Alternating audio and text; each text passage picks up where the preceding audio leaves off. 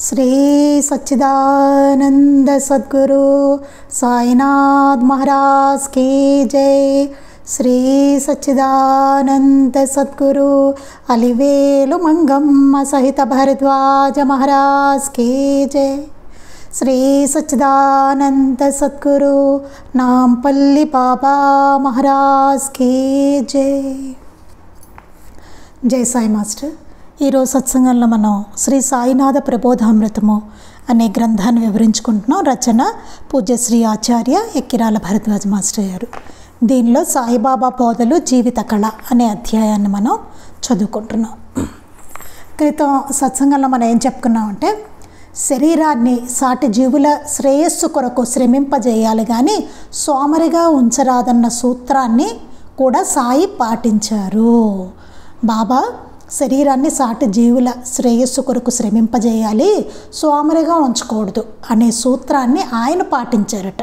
ఆయన ఎందుకు పాటించారు, ఆయన ఎందుకు ఆచరించి చూపారంటే మనల్ని అలా ఉండమని చెప్పడానికి. విరామ సమయంలో ఒక బంజరు భూమిని చదును చేసి త్రవ్వి పూల మొక్కలు నాటి నీరు పోసి పువ్వులను భక్తులకు ఉచితంగా తీసుకొని ఇచ్చారట. బాబా ఏం చేసేవారు, విరామ సమయంలో ఒక బంజరు భూమిని చక్కగా ఆయన చదువుచేసి ఆయన తవ్వి పూల మొక్కలు నాటి నీరు పోసేవారు. రోజు వాటికి నీళ్లు పోసేవారు అనమాట. పోసి పువ్వులు చక్కగా పోసిన తర్వాత భక్తుల్ని తీసుకొని ఇచ్చేవారు ఉచితంగానే. ఇంకా ఎవరికి కావాలంటే వాళ్ళు హాయిగా పువ్వులు తీసుకోవడమే. ఆయన ఏమీ ఆశించింది లేదు.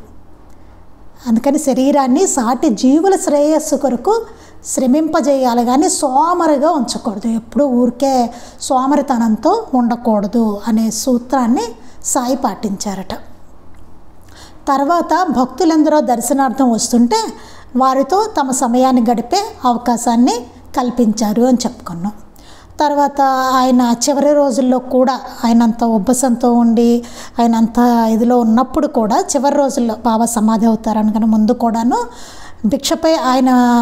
భిక్షపై ఆధారపడి జీవించే జీవుల కోసం, ఈయన తెచ్చే భిక్ష మీద ఆధారపడి జీవించే జీవుల కోసం అప్పుడు కూడా ఆయన విధిగా భిక్ష చేసేవారట. ఆయన తినకపోయినా సరే, ఆయన తినేవారు కాదు, ఆయన మీద ఆధారపడి ఉన్న జీవుల కోసం ఆయన భిక్ష చేసేవారని చెప్పుకున్నాం. అది కాకుండా దాదాసాహెబ్ కాపాడే ఒకరోజు స్నేహితులతో జాబులు రాస్తూ లోకాభిరామాయణంలో జనసంసర్గంలో కాలం వృధా చేసినప్పుడు వ్యంగ్యంగా సాయి ఇంకానయ్యా చేతులు కదిలించడం అన్నా చేసావు, ఆ పనైనా చేసావు అని చెప్పి దెప్పి పొడిచారట. అతను ఏదో లోకాభిరామాయణం మాట్లాడుతూ ఫ్రెండ్స్కి లెటర్స్ రాస్తూ ఆ పని చేసినప్పుడు వచ్చారట బాబా దగ్గరికి. వచ్చినప్పుడు ఇంకా నయ్యం చేతులు కదల్చడమైనా చేసావు అని చెప్పి బాబా అతన్ని వ్యంగ్యంగా అన్నారట, దెప్పి పొడిచారట. ఆయనకి అట్లాంటివి ఏమీ నచ్చేవి కాదు, ఆ పనైనా చేస్తున్నాం అన్నారట. సోమరితనంగా అస్సలు ఉంచకూడదు అనమాట శరీరాన్ని. నిద్రలో కాలం గడిపేవారు వచ్చినప్పుడు వారిని మసీదులో ప్రవేశించనివ్వక బయట నుండే విభూతినిచ్చి పంపేవారు. ఎవరైనా నిద్రలో కాలం గడిపేస్తూ ఉన్న వాళ్ళు ఎవరైనా ఉంటే కనుక వాళ్ళు మసీదుకి వస్తే వాళ్ళు లోపలికి రానిచ్చేవారు కట్ట. బయట నుంచే వాళ్ళకి బాబా దర్శనం ఉండేది కట్ట, బయట నుంచే వాళ్ళకి విభూతి ఇచ్చేసి పంపించేసేవారట. అంటే ఏంటండి ఆధ్యాత్మికత అంటే ఉత్తనే గ్రంథాలు చదువుకుంటూ అట్లా కూర్చోవడం అన్నా అంటే బాబా ఒక్కటే చేశారా, మాస్టర్ గారు అది ఒక్కటే చేశారా? కాదు. సోమరితనంగా అసలు శరీరాన్ని ఉంచలేదు. నిరంతరం వాళ్ళు అట్లా ఏదో పని సాటి జీవుల శ్రేయస్సు కోసం అట్లా చేస్తూనే ఉన్నారు వాళ్ళు. నిజానికండి అట్లా ఉంచితే మన పుణ్యం ఖర్చు అయిపోతుందండి. పుణ్యం అంతా ఖర్చు అయిపోతుంది. ఎంత సుఖపడితే అంత పుణ్యం ఖర్చు అయిపోతూ ఉంటుంది, మళ్ళీ మనకి కష్టాలు వస్తూ ఉంటాయి. అందుకని అసలు సోమరితనంగా అసలు ఉంచకూడదు అదనమాట. ఇంకా పంపేసేవారు. మనం సాయి అలా త్రిప్పి పంపేలా ప్రవర్తిస్తున్నామో మెచ్చేలా ప్రవర్తిస్తున్నామో గుర్తించడం అవసరం. ఇక్కడ ఏం చెప్తున్నారు, బాబా మనల్ని తిప్పి పంపేసేలా ఉన్నామా, ఆయన మెచ్చుకునేలా మనం ఉన్నామా అంటే చక్కగా పనిచేస్తూ సోమరితనంగా లేకుండా యాక్టివ్గా హాయిగా పనిచేస్తూ సాటి వాళ్ళందరికీ సహాయం చేస్తూ వాళ్ళ పనుల్లో మనం సహకరిస్తూ అట్లా చక్కగా ఉన్నామా, లేకపోతే హాయిగా నిద్రపోతూ లోకాభిరామాయణం మాట్లాడుకుంటూ ఫోన్లో చాటింగ్ చేసుకుంటూ గడిపేస్తూ ఫోన్లు మాట్లాడుకుంటూ ఇట్లాంటివి ఏమైనా చేసుకుంటూ అలాగ ప్రవర్తిస్తున్నామా? అలా ఉంటే మనం వెనక్కి వచ్చేసినట్టే. అంతే, చెప్పారు కదా, బాబా మనల్ని ఏం చూడరు ఆయన. అదనమాట. ఇంకొక స్థాయికి చెందిన సత్యం కూడా ఇందులో ఇమిడి ఉంది. సరే, బాబా సోమరిగా ఉండద్దు అన్నారు, బాగుంది. ఇంకొక సైన్స్ ప్రకారం కూడా దీంట్లో ఒక సత్యం ఉందని చెప్తున్నారు. అదేంటంటే రక్తశుద్ధి, ప్రసరణ, మానసిక స్థితి కూడా శ్వాసక్రియతో ముడిపడి ఉన్నాయి. మనలో ఆ బ్లడ్ సర్క్యులేషను, బ్లడ్ ప్యూరిఫికేషను ఇవన్నీ కూడా మనలో ఉండే మానసిక స్థితి కూడా, మన సైకలాజికల్ కండిషన్ ఇవన్నీ అనమాట. ఇవన్నీ కూడా శ్వాసక్రియతో ముడిపడి ఉన్నాయి, మన శ్వాసతోటే ముడిపడి ఉన్నాయట. శ్వాసక్రియను నడిపించే జీవచలన శక్తినే ప్రాణం అన్నారు. ఏదైతే మన శ్వాసక్రియని నడిపిస్తుందో జీవశక్తి, దాన్నే ప్రాణము అన్నారట. మొత్తం ప్రాణం అంటే శ్వాసే కదా.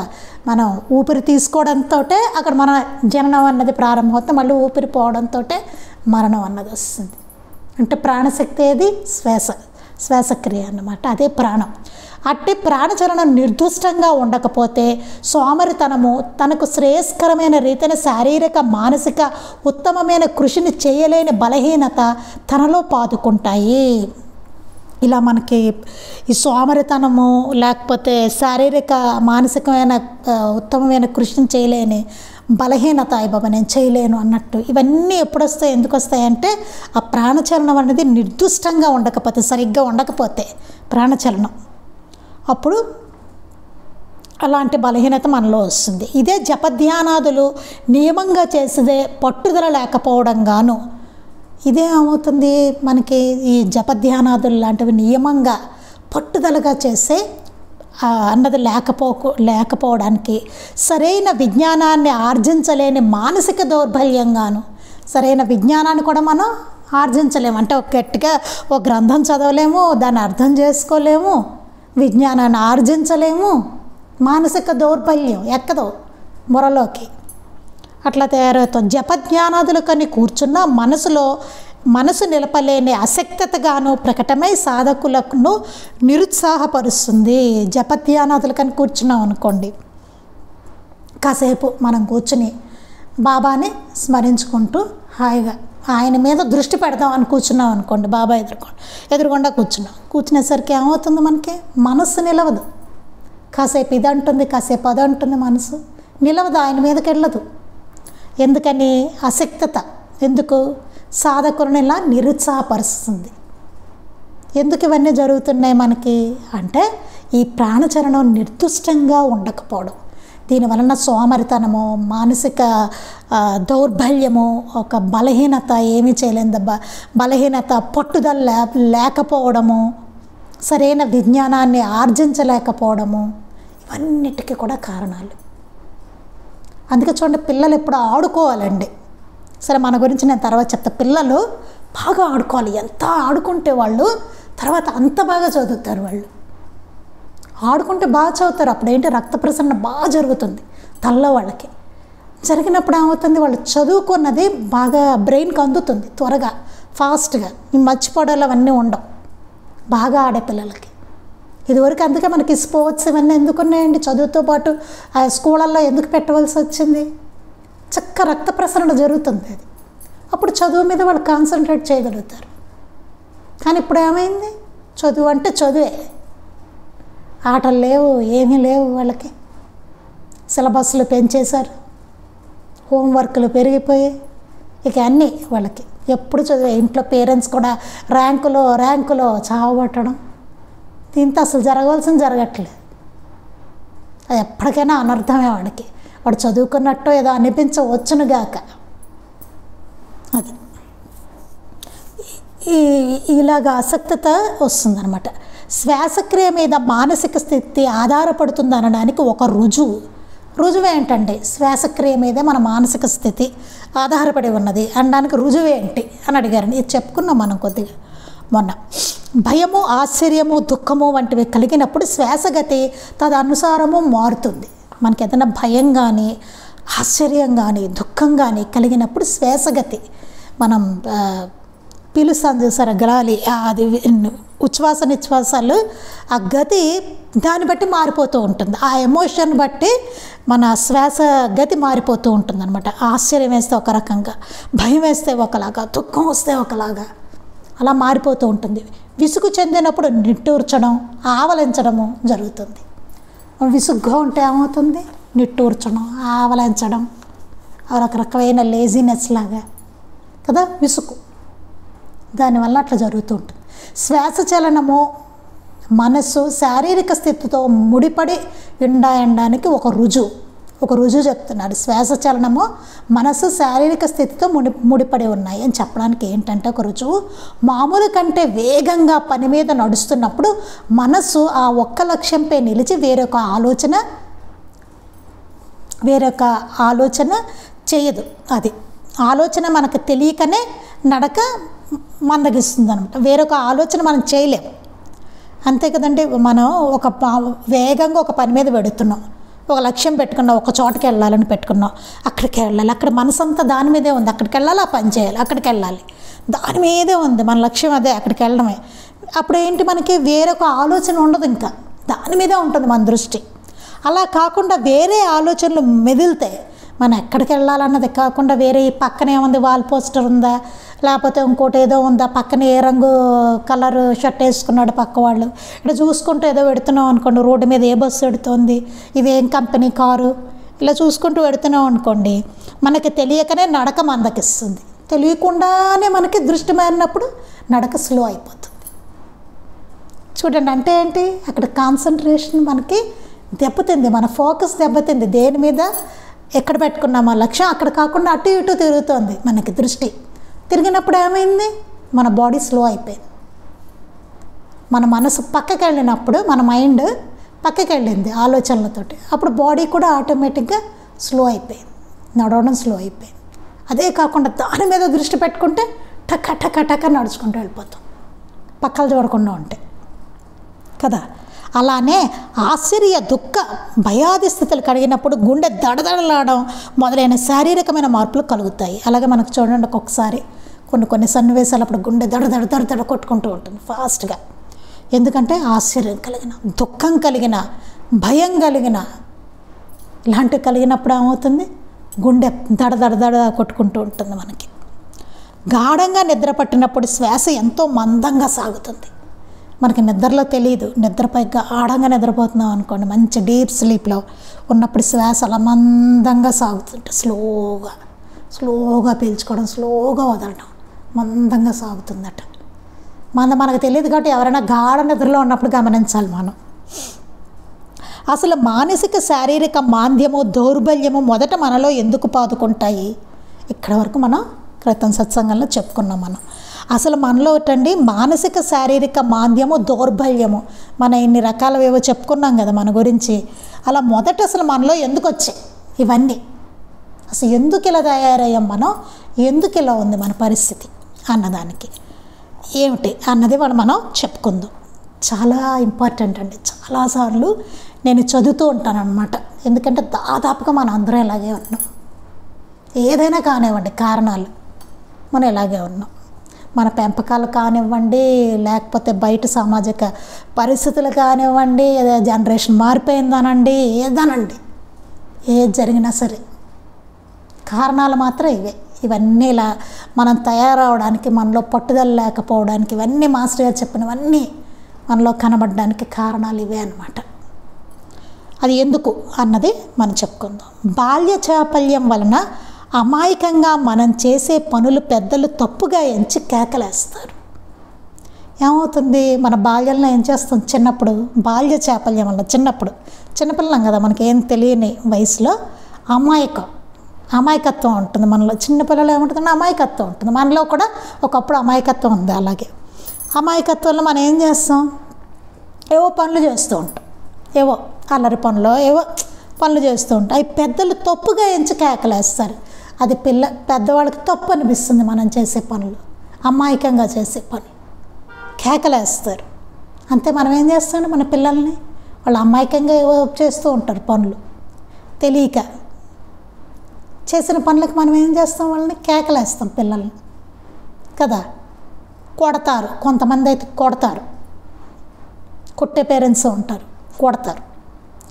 అది ఎందుకు తప్పో తెలియని పిల్లవానికి పెద్దలంటే భయం రూపంలో మనస్సులో స్థిరపడుతుంది. అది ఎందుకు తప్పో వాడికి తెలియదు. వాడిది బాల్య చాపల్యం, వాళ్ళది అమ్మాయికత్వం, తప్పు చేశారు. అది ఎందుకు తప్పో వాడికి తెలియదు.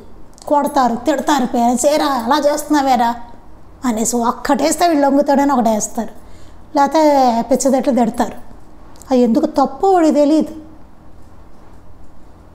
చిన్నపిల్లవాడు, వాడికి ఏం తెలియదు. ఏమవుతుంది వాడికి అలా చేయడం వల్ల ఏమవుతుంది? ఎందుకు తప్పో తెలియని ఆ పిల్లవానికి అది ఎందుకు తప్పో తెలియదు. ఆ తెలియపోవడం వల్ల పిల్లవాడికి ఏమవుతుంది? పెద్దలంటే భయం రూపంలో మనసులో స్థిరపడుతుంది. ఇంకా పెద్దలంటే వాడికి భయం, ఆ భయం రూపంలో వాడికి మనసులో ఉండిపోతుంది. ఎందుకు అలా చేశారో తెలియదు వాళ్ళు, పేరెంట్స్ కానివ్వండి ఎవరైనా ఇంట్లో వాళ్ళు. భయం రూపంలో ఉండిపోతుంది. అది మనసులో అట్లా స్థిరపడిపోతుంది. భయం, పెద్దలంటే వాడి భయం, పెద్దవాళ్ళంటే భయం వాడికి, అలా ఉండిపోతుంది మనసులో. ఇప్పటికీ మా అబ్బాయి అండి, నేను నిజంగా చెప్తాను, ఇప్పటికీ మా అబ్బాయి అంటే వాడికి ఏ భయం అన్నది ఎట్లా పడిపోయిందో నాకు తెలియదు, కానీ ఇప్పటికీ మా అబ్బాయికి యంగ్గా ఉండే టీచర్లు ఉంటారు చూసారండి, లెక్చరర్స్ కానీ, వాళ్ళంటే చాలా ఇష్టం వాడికి. వాళ్ళ దగ్గర ఫ్రీగా ఉంటాడు.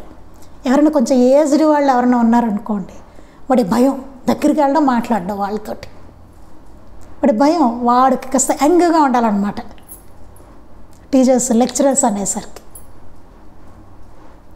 మామూలుగా ఎట్లా ఉంటుందండి, కొంచెం ఈ మ్యాథమెటిక్స్కి వీటికి కాస్త పెద్దవాళ్ళు వస్తూ ఉంటారు, పెద్ద పెద్ద లెక్చరర్స్ని పెట్టుకుంటారు కదా, ఎక్స్పీరియన్స్డ్ అనేసి.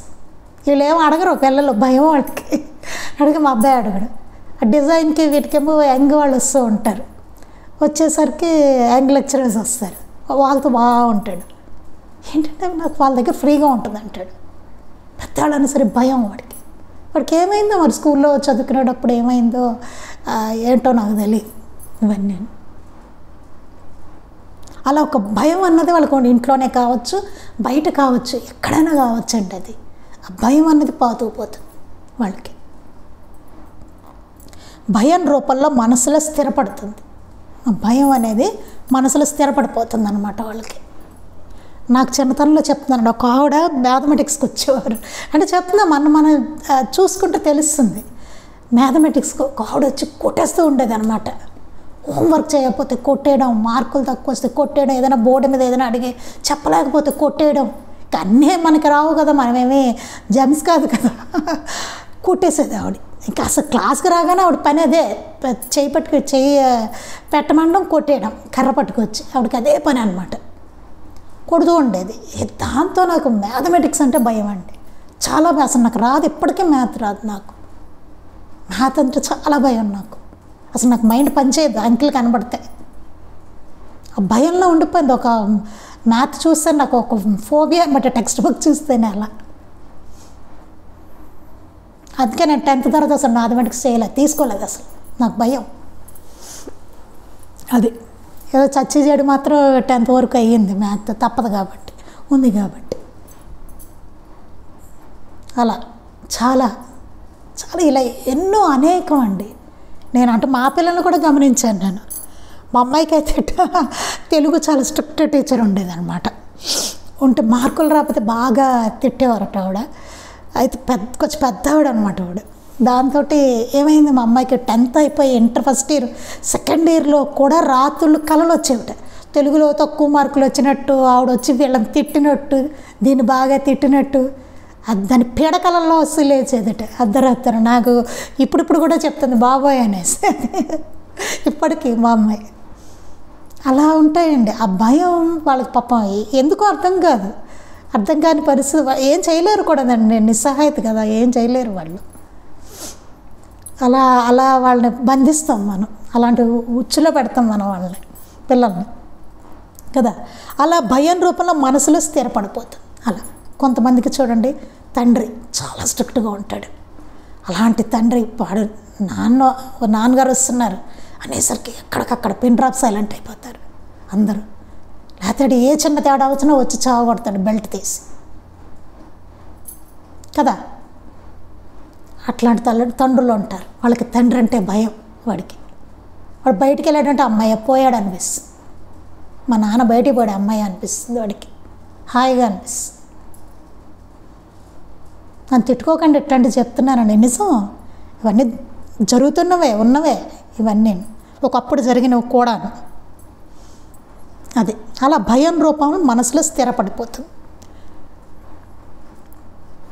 చెప్పాను కదా, మన పెంపకాలు, బయట పరిస్థితులు అన్నీ కారణాలు అన్నమాట మనకి. అలాగే మనం ఇష్టపడిన పనిని అల్లరిగా తలచి నిరోధిస్తారు. మనకేదో ఇష్టపడతాం ఒక పనిని, ఇష్టపడితే దాన్ని అల్లరి అనుకుంటారు. పిల్లలు చూడండి, ఏదైనా ఏదో బియ్యం తీస్తున్నాం అనుకోండి, పిల్లలు చూడండి వచ్చేస్తారు, వచ్చి వాళ్ళు కూడా బియ్యం నేను తీస్తానమ్మా నేను తీస్తానని ఏదో వస్తారు. వచ్చి వాళ్ళు సరిగ్గా తీయరు కదా, గ్లాస్తో కింద పక్కన పారపోస్తారు, అవునా? లేకపోతే నీళ్లు తెస్తారు, ఏదో పారబోస్తారు, ఏదో చేస్తారు, ఏవేవో ఇట్లాంటివి ఏవో. నేను అన్నిట్లోనూ వస్తూ ఉండేదాన్ని ఇంట్లో అలాగా. అందుకని దాన్ని అల్లరిగా తలుస్తారు చేసేదాన్ని. ఏమిటి అల్లరేళ్ళు పక్కకి చదువుకాళ్ళు అని తిడతారు, అవునా? అల్లరిగాని ఏవో రకరకాలు పిల్లలు చాలా చేస్తారు కదా, వాళ్ళకి ఇష్టం, అది వాళ్ళు ఇష్టపడి చేస్తూ ఉంటారు పాపం.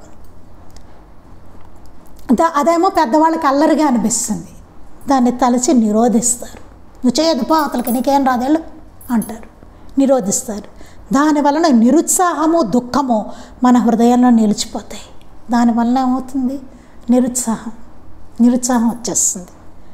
వచ్చేసి దుఃఖం కూడా వచ్చేస్తుంది. వద్దనేసరికి మనకేమో చెయ్యాలని ఉంది ఆ పిల్లాడికి, అక్కడ వద్దని నిరోధిస్తున్నారు, నీకు రాదు పో అవతలకి అని తిడుతున్నారు. పిల్లలు చూడండి, ఒక్కొక్కసారి పూజ చేస్తుండే వచ్చి పక్కన కూర్చుంటారండి. నేను చాలామంది పిల్లల్ని చూశాను, కూర్చుని పాప ఇది అది ముట్టుకుంటూ ఉంటే పెద్దవాళ్ళు తిడుతూ ఉంటారు వాళ్ళని. ఏవో మళ్ళీ ఆచారాలు ఏవో ఉంటాయి కదా, అంతా తిట్టిపోసేసరికి వాళ్ళకి బాధ వచ్చేస్తుంది, నిరుత్సాహం వచ్చేస్తుంది. ఆఖరి ఫ్రీగా వాళ్ళు దేవుడి దగ్గరికి కూడా వాళ్ళు రాలేరు. మా అమ్మాయి చెప్పిందండి, వాళ్ళ ఫ్రెండ్ ఎవరో అమ్మాయికిట గుడికి వెళ్ళమంటే భయం అంట, దేవుడు అంటే భయం అంట. అమ్మాయిని అలా చేసేసారు ఇంట్లో. అసలు నిజంగా చెప్తున్నా, భయపడకుండా ఉండేవారే భగవంతుడు. భగవంతుకంటే ఆయనతో మనకి భయం ఏమిటి? ఇంకా మనుషులకు భయపడాలి, ఏదో మృగాలకి భయపడాలి, అలా భయపడాలి. కానీ మనిషి భయపడితే ఒకవేళ అసలు నిజానికి వాటికి భయం ఉండకూడదు అనుకోండి. కానీ అలా తయారయ్యాం. కానీ మనం భగవంతుడి దగ్గర భయం ఎందుకండి? అసలు అంత ప్రేమమయుడు, కరుణమయుడు, ఆయన దగ్గర భయం ఏమిటి అసలు కదా?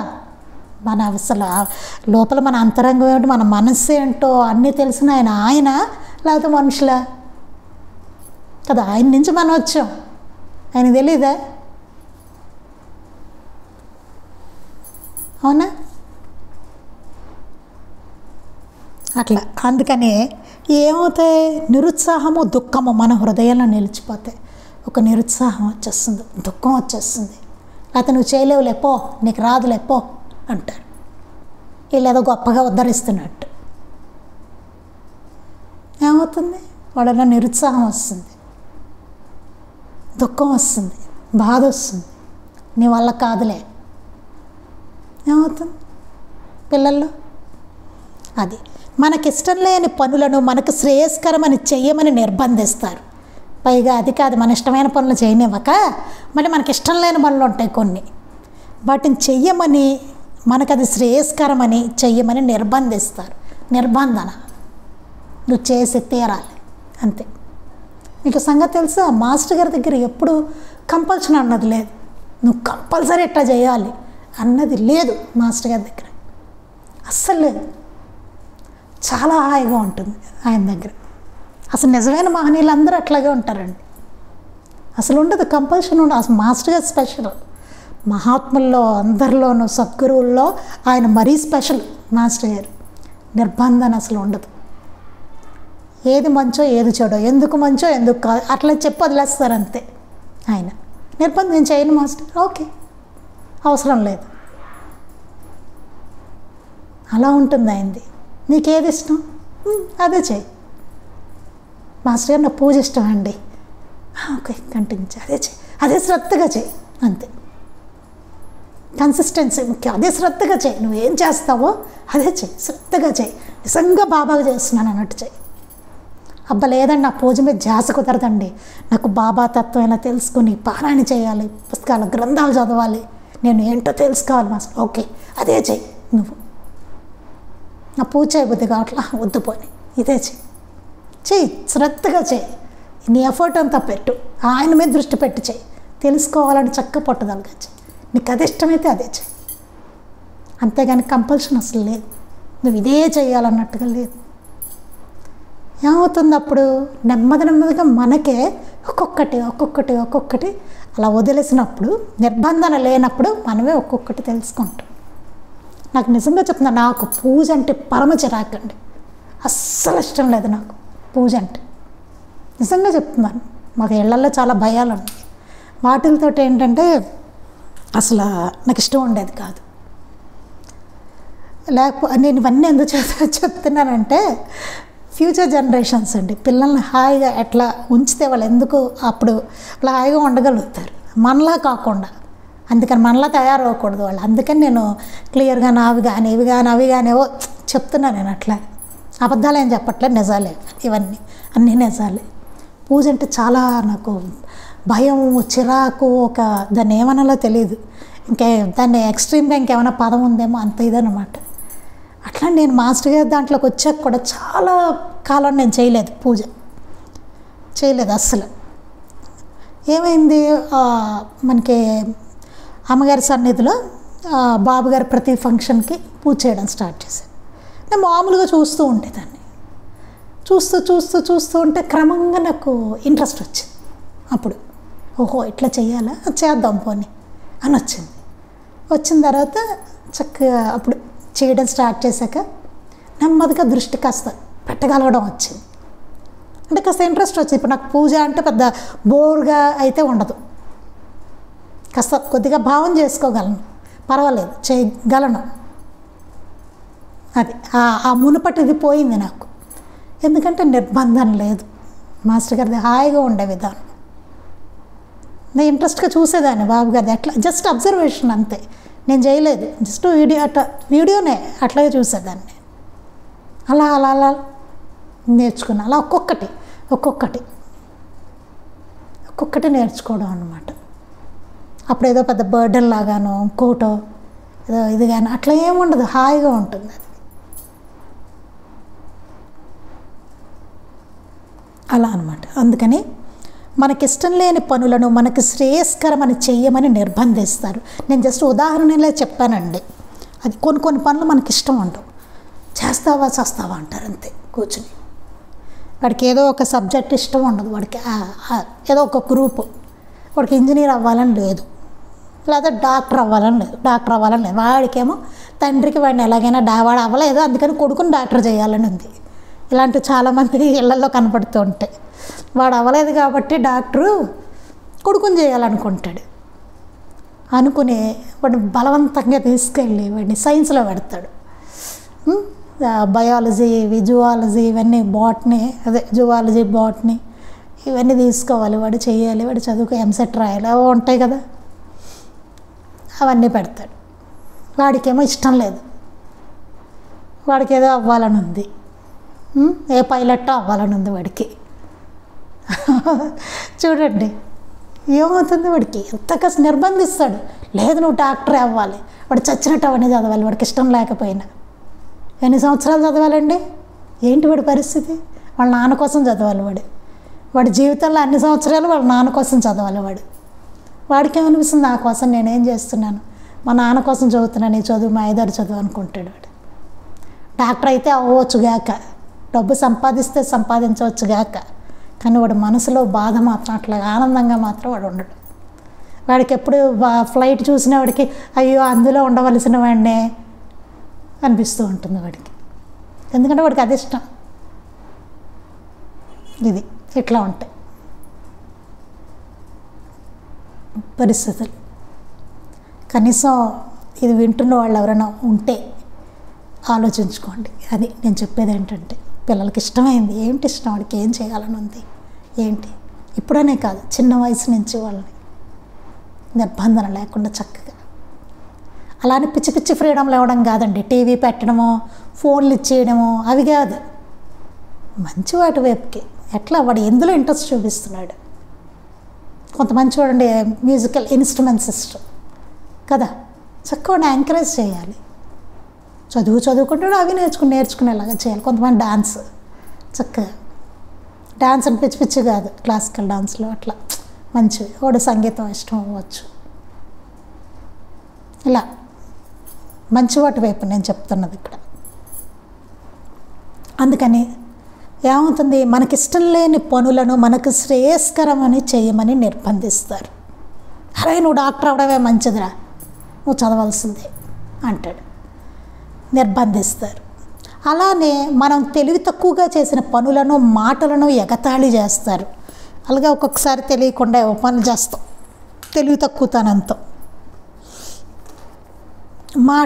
కొన్ని మాటలు కూడా తెలియకుండా అంటారు పిల్లలు, పాపం వాళ్ళకి తెలియదు కదా. ఏం చేస్తారు, ఎగతాళి చేస్తారు వాళ్ళని. అది లజ్జగా నిలిచిపోతుంది. వాడికి ఏమనిపిస్తుంది, షై ఫీల్ అవుతాడు. ఎగతాళి చేసినప్పుడు అది లజ్జగా నిలిచిపోతుందట. వాడికి షై వచ్చేస్తుంది వాళ్ళకి.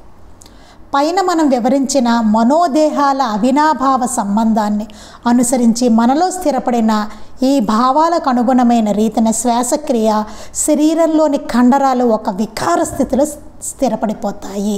అంటే ప్రాణచలనం అస్తవ్యస్తం అవుతుంది. అలా ఇలాంటివి జరుగుతున్నాయి. ఒక్కొక్కసారి చూడండి స్కూళ్ళల్లో అక్కడ పిల్లల్ని అందరిలో పెట్టి తిట్టడం, వాళ్ళని ఏదో షేమ్ చేయడం, కొంచెం అట్ట చేస్తూ తక్కువ మార్కులు వచ్చిన పిల్లల నుంచో పెట్టి తిట్టడం అందరిలోనూ అట్లాంటివి చేస్తూ ఉంటారు. వాళ్ళకి ఎంత సిగ్గుగా, పాపం వాళ్ళకి ఎలా ఉంటుంది, చాలా సిగ్గుగా ఉంటుంది, గిల్టీగా ఉంటుంది, షైగా ఫీల్ అవుతారు పాపం వాళ్ళు కదా.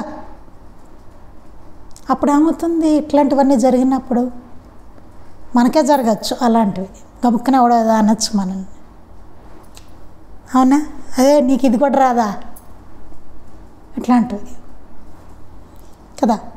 ఏమవుతుంది, పైన వివరించినట్టుగా మనోదేహాల అవినాభావ సంబంధాన్ని అనుసరించి మనస్సుకు దేహానికి అవినాభావ సంబంధం ఉంది. ఆ సంబంధాన్ని అనుసరించి మనలో స్థిరపడిన ఈ భావాలకు అనుగుణమైన రీతిన శ్వాసక్రియ, ఏ భావం వస్తే అప్పుడు శ్వాసక్రియ మారిపోతుందని చెప్పుకున్నాం కదా. అలా జరిగి శరీరంలోని కండరాలు ఒక వికార స్థితిలో పడిపోతాయి, స్థిరపడిపోతాయి. లోపల ఆ శ్వాసక్రియ అట్లాగా మారిపోతుంది. తదనుగుణంగా మనకు వచ్చిన ఫీలింగ్ బట్టి మారిపోయి లోపల కండరాలు కూడా ఒక రకమైన ఎట్లా సహజంగా ఉండాలో అట్లా ఉండకుండా వికార స్థితిలో స్థిరపడిపోతాయట, ఉండిపోతాయి అట్లాగా. ఆ ఫీలింగ్ బట్టి మనకి లోపల వచ్చిన దాన్ని బట్టి చిన్నప్పుడు జరిగిపోతాయి ఇవన్నీ, మనకి చిన్నతనంలోనే స్థిరపడిపోతాయి. అలా ఉండిపోతాయి, ఫిక్స్ అయిపోతాయి, అవి వికార స్థితిలో ఉండిపోతాయి. అంటే ప్రాణచలనం అస్తవ్యస్తం అవుతుంది. అలా అయినప్పుడు ఏమవుతుంది, మన శ్వాసక్రియ ఈ ప్రాణచలనం అనేది ఎట్లా జరగాలో అలా జరగకుండా అస్తవ్యస్తం అవుతుంది, మనకి ప్రాపర్గా జరగదు ప్రాణచలనం. బాల్యం నుండి కారము మొదలైన వికారమైన అనుభవాల అభ్యాసం చేస్తాం. చిన్నప్పటి నుంచి ఏమవుతుంది, ఈ కారాలు ఇవన్నీ బాగా ఉప్పులు కారాలు వేసిన తినడం, ఇలాంటి వికారమైన అనుభవాలు అభ్యాసం చేస్తాం, అలవాటు అవుతూ ఉంటాయి తినడంలో. అంత కారాలు ఉప్పులు వేసుకుని తినడం, వాటిని ఓర్చే నరాల బిగింపు మనకు స్వాభావికమై వాటికి అలవాటు పడిపోతాం.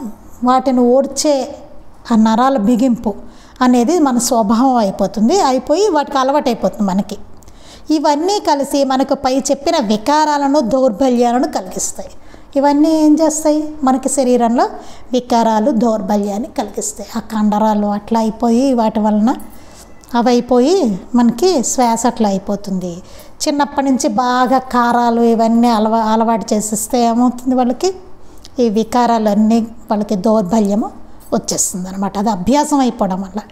జపధ్యానాదులు వివేక వైరాగ్యాదులు సాధించలేని దుర్బలులను చేస్తాయి. ఇవన్నీ ఏమవుతుంది, జపధ్యానాదులు చేయలేము, వివేక వైరాగ్యాలు సాధించలేము, అలాంటి దుర్బలను చేస్తాయట మనల్ని.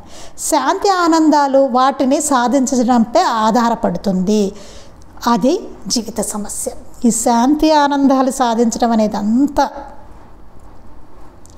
వాటిని సాధించడంపై, శాంతి ఆనందాలు వాటిని సాధించడంపై ఆధారపడతాయి.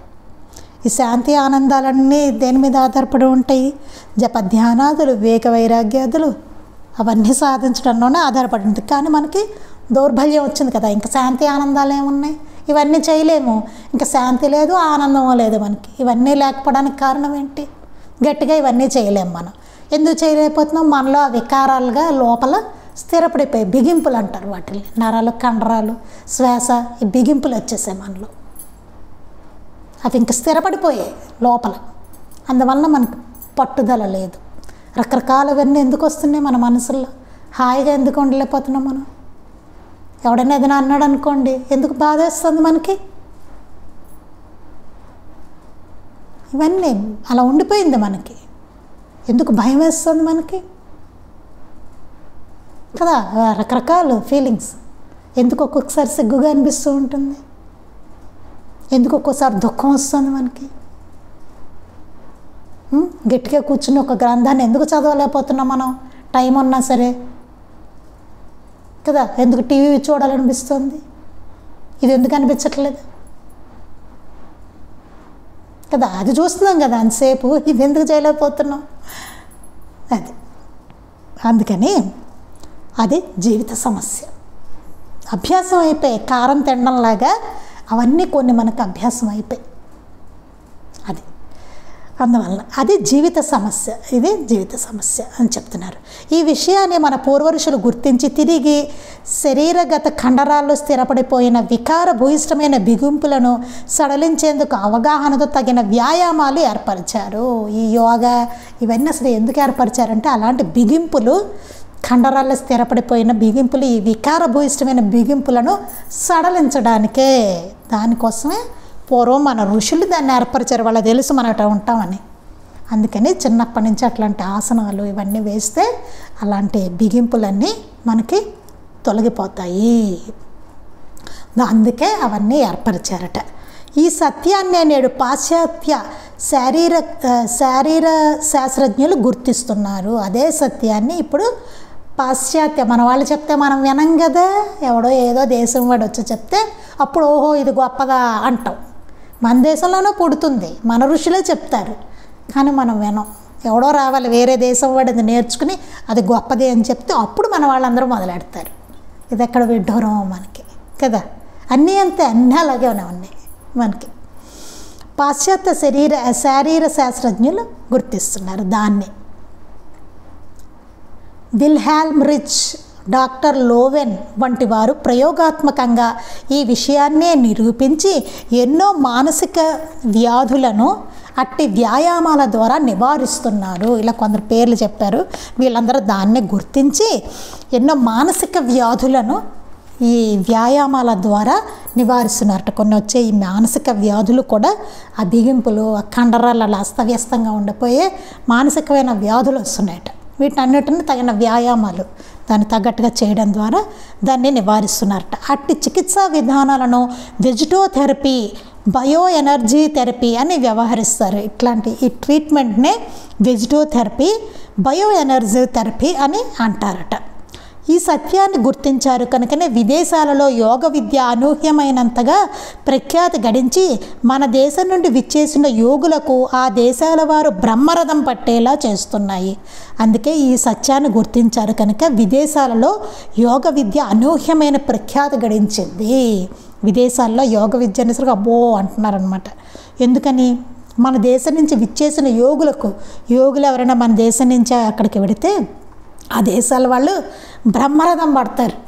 అది అంటే వాళ్ళు గుర్తించారు. మన ఋషులు చెప్పిన దాన్ని మనం గుర్తించలేదు, కానీ వాళ్ళు అక్కడ గుర్తించారు. వాళ్ళు అబ్బో ఏ బాబా ఇండియా నుంచి వచ్చారండి, మహా యోగాలో చాలా ఇదండి వాళ్ళు అంటారు. అలా ఈ సత్యాలను గుర్తించని మన మేధావులు గుడ్డిగా ఇట్టి ఆధ్యాత్మ విద్య అనబడు యోగాన్ని గూర్చి, యోగుల గురించి వెర్రి విమర్శలు చేసి దేశానికి ఎంతో కీడు చేస్తూ సమాజాన్ని సంస్కరిస్తున్నాం అనుకుంటున్నారు. ఈ సత్యాన్ని గుర్తించిన మన మేధావులట, మన వాళ్ళ మేధావులు అంటున్నారు సత్యాన్ని గుర్తించుకుని గుడ్డిగా ఇట్టి ఆధ్యాత్మిక విద్యను, ఈ స్పిరిచువల్ దాన్ని విద్యను, యోగాన్ని, వీటన్నిటి యోగులు వీళ్ళందరి గురించి వెర్రి విమర్శలు చేసి దేశానికి ఎంతో కీడు చేస్తూ సమాజాన్ని మేము చాలా బాగా సంస్కరిస్తున్నాం అని అనుకుంటున్నారట. యోగ విద్యను అమలులోకి తెచ్చే హిందూ, బౌద్ధ, జైన్, తావో మతాలను పాశ్చాత్యులు ఎంతగానో ఇందుకే ఆదరిస్తున్నారు. అందుకే యోగ విద్యను అమల్లోకి తెచ్చే హిందువులు, బౌద్ధులు, జైన్, తావో మతాలను పాశ్చాత్యులు ఎంతగానో ఆదరిస్తున్నారట. తాము గుడ్డిగా విశ్వసించి వల్లించే భౌతికవాదం ఎక్కడ తలక్రిందులవుతుందోనన్న భయంతో మన మేధావులు వాటిని విమర్శించి ప్రజల కళ్ళు మూస్తున్నారు. అందుకే మన వాళ్ళు ఏం చేస్తున్నారు, ఎక్కడ వాళ్ళ వాదం ఎక్కడ తలకిందులైపోతుందో అని మన మేధావులట వాటిని విమర్శించి ప్రజలను కళ్ళు మూస్తున్నారట. వారే ప్రబలమైన మూఢనమ్మకాలకు గురై జనాన్ని గురి చేస్తున్నారు. వాళ్ళే అసలు మూఢనమ్మకాలకు గురైపోతున్నారు. మళ్ళీ ప్రజల్ని వాళ్ళు అలాగే దానికే గురి చేస్తున్నారు, మూఢనమ్మకాలకి అని చెప్తున్నారు ఇక్కడ మాస్టర్ గారు. ఇంకా ఉందండి, ఇంకా చాలా చెప్పారు మాస్టర్ గారు. ఇప్పుడు మనకి టైం అయిపోయింది కదా, రేపు మనం చెప్పుకుందాం. ఇది చాలా అవసరం. ఇది ఒక్కసారి చదువుకుని నన్ను తిట్టుకోకండి. ఇవన్నీ మాస్టర్ గారు చెప్పినట్టు నిజంగా మనకి ఎట్లా వస్తాయి అన్నది ఆలోచించుకోండి మీరే. ఏదైనా మీకు నేను అన్న మాటల్లో ఏమైనా బాధ కలిగిస్తే క్షమించండి, కానీ బట్ అవన్నీ సత్యం. అందుకే మన శరీరం అట్లా లోపల కండరాలు ఇదైపోవడం కానీ, శ్వాస అట్లా తయారవడానికి కానీ మనం పట్టుదల లేకపోవడం అనేవి కూడాను దాని అన్నిటికీ అవే కారణాలు. మన బాల్యం నుండి ఆ బిగింపులు అట్లా ఉండిపోవడం వల్ల. అది ఇంకా మిగతా అంతా చెప్పుకున్నాక మనం ఇంకా మిగిలిన చెప్పుకుందాం అండి. శ్రీ సచ్చిదానంద సద్గురు సాయినాథ్ మహారాజ్ की जय. శ్రీ సచ్చిదానంద సద్గురు అలివేలు మంగమ్మ సహిత భరద్వాజ మహారాజ్ की जय. శ్రీ సచ్చిదానంద సద్గురు నాంపల్లి బాబా మహారాజ్ की जय. గురుదేవ దత్త అవధూత చింతన. లోకా సమస్తాః సుఖినో భవంతు. లోకా సమస్తాః సుఖినో భవంతు. లోకా సమస్తాః సుఖినో భవంతు. జై సాయి మాస్టర్.